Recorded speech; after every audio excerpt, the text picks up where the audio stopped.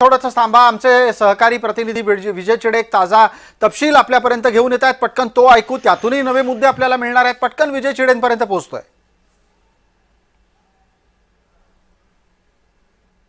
आज जर पाहायला गेलं तर राज्यात नगर परिषद आणि नगरपालिकेच्या निवडणुकीचा निकाल जो आहे तो सुरुवात होणार आहे. थोड्याच वेळामध्ये जर पाहिलं तर मतमोजणीला जी आहे ती देखील सुरुवात होणार आहे. त्याच पार्श्वभूमीवरती आता संपूर्ण नगरपालिका आणि नगर परिषदेसमोर जो आहे ते मोठा बंदोबस्त ठेवण्यात आला. मतमोजणी केंद्राबाहेर मी सध्या उभा आहे.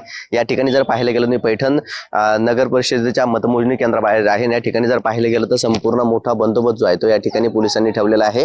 थोड्याच वेळामध्ये जर पाहिलं गेलं तर या ठिकाणची मतमोजणी जी आहे ती सुरुवात होणार आहे. सुरुवातीला जे आहे ते पोस्टर मतदान या ठिकाणी सुरुवात होणार आहे. त्यानंतर ईएम जे आहे ते देखील उघडण्यात येणार आहे. त्याच पार्श्वभूमीवरती पोलिसांकडून या ठिकाणी मोठा बंदोबस्त जो आहे तो या ठिकाणी लावण्यात आल्याचं आपल्याला पाहायला मिळत आहे.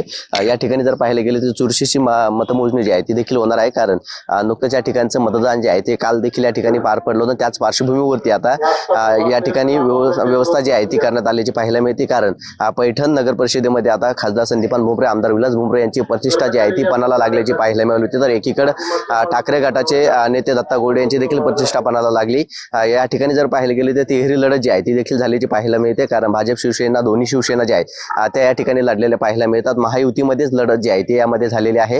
आणि आता यामध्ये जर पाहायला गेलं तर खासदार संदीपान भुमरे या देखील मागील काही दिवसापासून पैठण नगर परिषदेमध्ये बसून होते. त्याचबरोबर दत्ता गोरडे असतील, भाजपाचे असतील, हे नेते जे आहेत त्यांच्या देखील या ठिकाणी मोठ्या सभा झाल्याचं पाहायला मिळत होतं. या नगर परिषदेसाठी स्वतः मुख्यमंत्री देवेंद्र फडणवीस यांनी देखील सभा घेतली होती. त्यानंतर उपमुख्यमंत्री एकनाथ शिंदे या दोघांच्या सभा ज्या आहेत ते एका दिवशी या ठिकाणी पाहायला मिळाली होती. त्यामुळे आता पैठण नगर परिषद कोणाच्या पारड्यात जाणार, पैठणकर कोणाला मतदान देणार हे थोड्याच वेळामध्ये स्पष्ट होणार आहे. जी विजय धन्यवाद या सगळ्या तपशिलाच्यासाठी.